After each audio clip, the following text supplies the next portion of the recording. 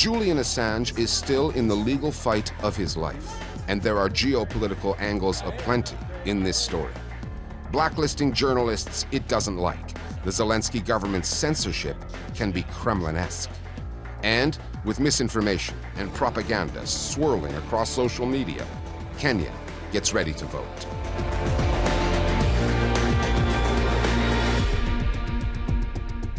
Hello, I'm Richard Gisbert, and you're at The Listening Post, where we don't cover the news, we cover the way the news is covered. We start with the journalist currently locked in a maximum security prison in London without having been tried for any crime. Julian Assange, the founder of WikiLeaks, is currently in legal purgatory. Last month, the UK government formally approved his extradition to the US, where he is wanted for publishing classified documents that exposed, among other things, American war crimes. The UK's High Court now decides whether to allow Assange to appeal against an extradition that press freedom groups say would put journalists everywhere at risk. The American pursuit of Assange is far more than a question of law. It's about geopolitics. US allies like Sweden, the UK, and Australia have all assisted Washington on this. Support for Assange has been growing, and Australia, his birthplace, now has a prime minister who, while in opposition, wanted him released. Has Anthony Albanese changed his tune? And if he hasn't, will it make a difference? Our starting point this week is WikiLeaks, the work Assange's news organization did that landed him in jail.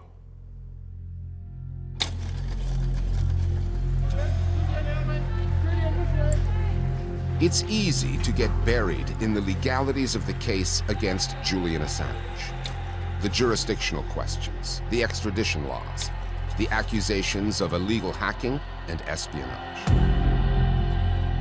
What can get lost is the journalism Assange and WikiLeaks produced starting in the mid-2000s that news outlets around the world went to town on, including what we learned about American wars in Afghanistan and then Iraq. What they couldn't tolerate was when Julian Assange was sent video footage. Light them all up. Come on, fire! Which showed an Apache helicopter in Baghdad killing civilians. Ordinary people. That is the principal reason, the exposure of war crimes that caused outrage, especially in the intelligence agencies of the United States. And then in 2010, there was a huge cache of United States diplomatic cables. There were some quite frank assessments of foreign leaders. With WikiLeaks revealing a directive from Clinton for US diplomats at the United Nations to spy on their counterparts. That perhaps were not considered in the best traditions of diplomacy, shall we say. And those cables also, to some extent, helped spark the Arab Spring, starting with Tunisia, when a diplomatic cable showed that the ruling family was, corrupt and triggered the protests that led to that government's downfall.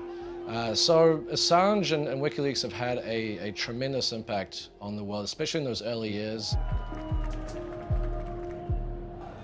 The irregularities and flaws in the legal case, the video evidence the US acquired illegally when Assange was at the Ecuadorian embassy in London, a key witness for the prosecution, a hacker who turned out to be a convicted pedophile who later admitted his testimony was made up, the assurances the Americans have made and the British have accepted that Assange will get a fair trial when the US has not even denied reports that its officials discussed assassinating him in 2017. None of that has really changed. What has changed is that Australia has a new Prime Minister, Anthony Albanese. The question for Assange, who was born in Australia, is which Anthony Albanese are we talking about? The opposition leader who said this during the election campaign about Assange and his most famous source, Chelsea Manning. That enough is enough.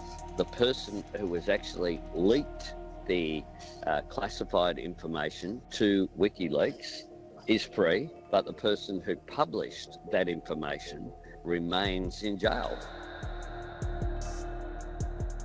Or Prime Minister Albanese, who, when asked if his government will press the U.S. to drop the charges, now says diplomacy is best conducted in private, discreetly. Can we imagine if Iran or North Korea imprisoned an Australian? Would the Australian Prime Minister be content with just talking behind the scenes and quietly lobbying, or would he make more of a public pressure campaign? And we have to remember that the US is an ally that depends on Australia for some of its strategic goals in the Pacific. It's an ally that Australia has done favors for, but perhaps Albanese is not willing to spend the political capital he has on helping Assange. The reason that no Australian government has dared challenge the extradition of Assange is that they are now locked in with the United States, just like Britain on every level, on defense and ideology. What makes them different from Britain is that their main economic deals are with China, but they are ideologically, and via a big uniting factor, unfortunately, is race. This is largely still a white country, a white dependency, if you like. And for that reason, they will not break with the United States. Compare Australia and its government's public reticence on the Julian Assange case to another American ally, Mexico, whose president says if Assange is extradited to the US, where he could die in custody, America may as well dismantle the Statue of Liberty. Estoy a favor de que se le indulte. There's Brazil, where opposition leader and current favorite to return to the president's office, Lula da Silva, calls Assange a champion in the cause of freedom. Que crime o Assange cometeu? É o crime que todos vocês que falaram cometeram. Falar a verdade. The WikiLeaks founder has far more political support in Latin America than in countries to the north. Germany, for example, where they've built statues of Assange and where a Stuttgart NGO awarded him a Peace Prize in 2020. More than 70 members of parliament have demanded his release, but the government, led by Chancellor Olaf Scholz, is content to leave the matter to his allies in the US and the UK. So I asked the German Chancellor's office for their position on the Julian Assange case, and they replied with a statement, and I'm going to quote, "The federal government has full confidence in the rule of law of the British judiciary and therefore refrains from making any further statements on the ongoing proceedings." The German government could act. They're too scared to do it because they're part and parcel of this whole NATO-EU complex, and in Germany there is more support for him. Why? Because Germans have been taught that things like arresting journalists or extraditing them to a likely death are things that used to happen either under Hitler or under the East German government. We don't behave like that. The US is our most important ally apart from the European Union and the UK. And we are at the moment in a situation where we are in a war with Russia. So we need to be pragmatic, or at least our government thinks it needs to be pragmatic. I think this statue is a great reminder. All the support for the case of Julian Assange and the fight against the extradition is very important and heartening. I don't think it will change the case, which is very sad because we are sacrificing our values. That's what we're seeing in America, the UK, Germany, and from so many other governments. In Canada, France, Italy, just to name a few. Values sacrificed, alliances preserved, and precedents, dangerous ones for journalism, about to be set. It's very broadly agreed amongst lawyers and researchers, as well as journalists and civil liberties campaigners, that this would set a terrible precedent. What he did is, as many journalists have pointed out, no different to what journalists and publishers do every day. So it is basically criminalizing journalism. There is a very real danger that this sets not just a precedent for the US to be able to wield this very extreme power of being able to pluck a journalist out from any country and send them to jail in their own borders. But also that other countries now looking at this example will say, well, hold on, if the United States can do this, why can't we? China is a rising power. Imagine now if China is able to say, well, we're going to do the same thing because we don't like what some of these American or British or Australian journalists are publishing about what's going on in our country. So it's something that US officials would do well to contemplate.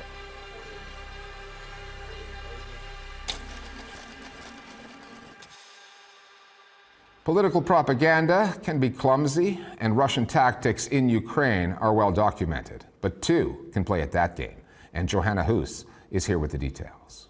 We have to go back to March 2021, roughly a year before the war started.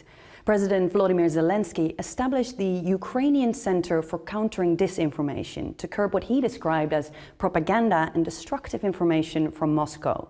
Through these months of war, the center has been compiling a list of individuals that it deems to be promoting narratives consonant with Russian propaganda. That list includes politicians from around the world, from Rand Paul in the US, to Marine Le Pen and Eric Zemmour in France, to Robert Fico in Slovakia.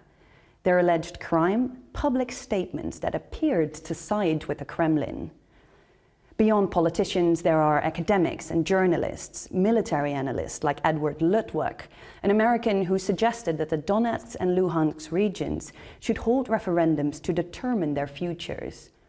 Political science scholar John Mersheimer's name is there as well, for arguing that NATO's expansion provoked Russia.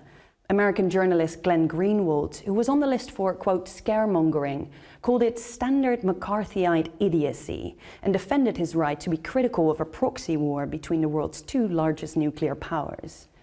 Luttwak tweeted that Kiev's enemy list needs, quote, some serious scrutiny, rejecting his pro-Kremlin label and reiterating the fact that he has personally lobbied for NATO countries to send more weapons to Ukraine. Exactly what Kiev hopes to achieve with this list is unclear. Some of the arguments they've taken issue with, like questioning NATO's expansion, have been made by numerous analysts and reporters, including us here at the Listening Post. By blacklisting people for that sort of thing, they're copying a tactic straight out of Russia's censorship playbook. Thanks, Joe.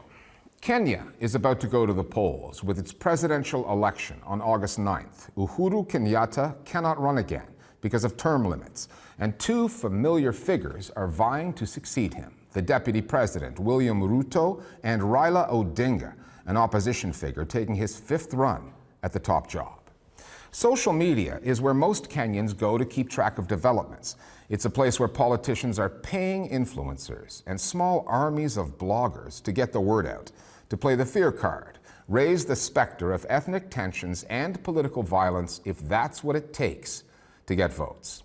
Kenyan politicians used to rely on some questionable Western communications firms to run their social media, produce their propaganda, and spread misinformation. Now they have new sources of media expertise available domestically to do that. The Listening Post's Ryan Kohls now on Kenyan influencers for hire and the misinformation running rampant in this election campaign. It usually begins with a simple "What's up" message. A political operative delivers an assignment to a social media influencer for hire. The jobs vary, but the ask is always the same: make this content go viral. We spoke with a Kenyan influencer who insisted he had to remain anonymous. The person you see here is an actor. During our interview, the influencer revealed some secrets about an industry that, as Kenya gears up for a general election, has grown in size and impact. So tell me about your operation. What's the size of your team? How does the process work? My team is sometimes just 30 people and can grow up to 100. I am the point of contact with the client, and I let the team know about our assignments through a WhatsApp group chat. We then use Facebook and Twitter to push political messages. How much do your services cost? It depends on the task, but it ranges from 50,000 shillings to 1 million shillings. That's like 8,500 US dollars. Can you give me an example of something your team has made go viral? I'm not going to answer that, because then you'd know who my client is. Okay, but in general terms, how would you describe the content you help spread for politicians? Look, my team is ethical. We are very careful with what we push. We mainly share content that promotes the politician's track record, or if they are new, their promises for the people. Have you ever agreed, though, to attack your client's competitor or spread negative information? Yes, it happens. For all the assertions that the work is above board, this influencer does not advertise his services, and secrecy is paramount. It's now become part of the repertoire of being a big honcho politician to also have a certain amount of influencers or bloggers or people that can quickly whip up a certain sentiment about you online. It is done in secret because sometimes some of the stuff that these people put out again falls into incitement, and a lot of it is fake and manipulated content. And much of the time they also violate the terms of service of many of the platforms in which they engage.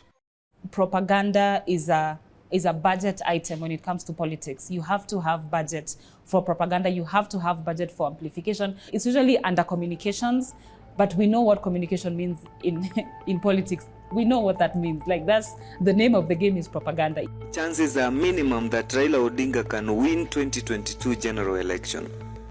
Influencers are ubiquitous this election and are utilized by virtually all Kenyan politicians. Their primary targets are leading candidates William Ruto, the current deputy president, and Raila Odinga, the former prime minister. Much of the misinformation features run-of-the-mill fakery, Photoshop campaign rallies, fake endorsements, or doctored academic qualifications. However, the posts often veer into darker territory, and a lot of them live on TikTok. This is an application that did not exist 5 years ago when we were having our elections in 2017. But suddenly TikTok has become very popular with the younger demographics. Much of the content that we had reviewed was teetering on the edge of promoting hate speech and incitement to violence.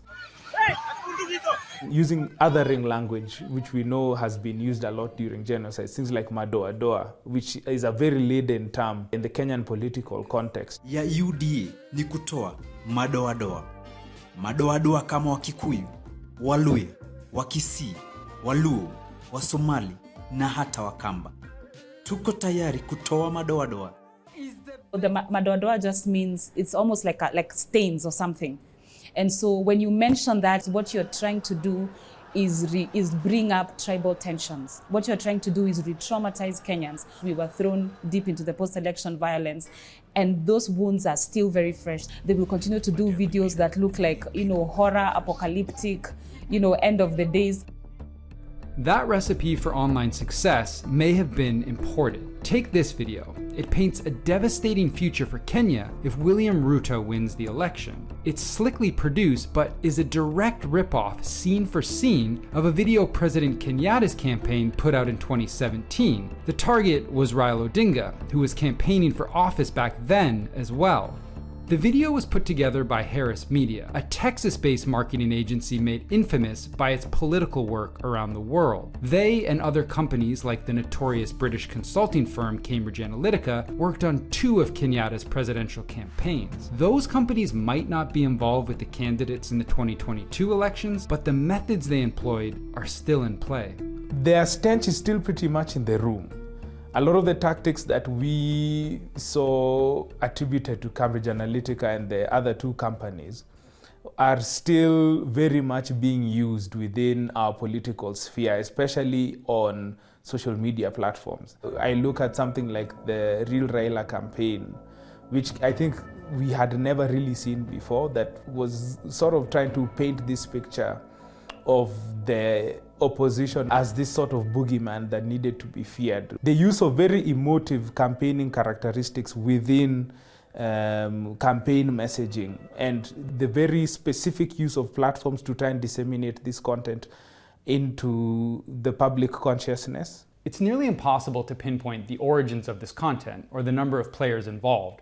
And with so few influencers willing to speak on the record, much of this process remains in the shadows. So we took our question straight to the digital strategists of the two leading candidates, William Ruto and Raila Odinga. Mr. Otani, thanks for speaking with me. Can you clarify, has the Raila Odinga campaign hired influencers to amplify their message this election? The majority of the influencers who do things for Odinga are people who are volunteered, who believe in his messaging. So you're saying you don't hire influencers in secret to attack Mr. Odinga's opponents or spread propaganda about his main rival, William Ruto? To my knowledge, no. The Kenya Kwanza campaign focuses a lot on switching videos, switching messaging. Like Raila will say one thing, then they will twist it to mean something else. We don't engage in the kind of propaganda that other team engages in. I spoke with the Odinga campaign, and they say you guys, on the Ruto side, what you call the Kenya Kwanza campaign, edit videos and hire influencers to spread propaganda. Is that true? We have no time actually in the campaign to do even manipulation. Even me at the top of the campaign, I'm not hired by the campaign. I am a volunteer to the campaign. So any other thing that would say that the campaign has hired people, then would be misinformation by itself.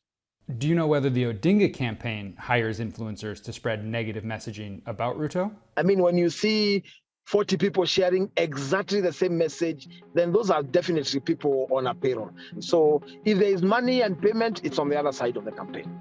Accountability is lacking in Kenya. Some steps have been taken by platforms like TikTok and Twitter to delete harmful information or suspend accounts, but it hasn't been nearly enough to stop the problem. The main governmental agency responsible for doing something is called the NCIC. They released a list of banned words on social media, including madoa-doa, but were widely ignored. They've even brought influencers to court for hate speech, but Kenyans have yet to see a prosecution.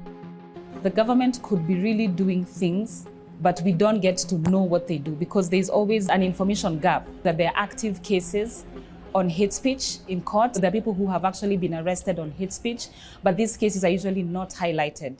So the resulting effect is us thinking that the government is not doing anything. And I think what we need and what my ask would be to the government is to make an example out of a case where we actually see it and we actually see them being persecuted. I think the reason we have poor accountability when it comes to this type of thing is because we have very weak institutions. The NCIC could be one of those entities where we are seeing very clear examples of violation of certain laws, but nothing is essentially happening to the people that break those laws. Yeah, they're not strong, independent institutions that are unshakable to the opinions of their overlords within the government.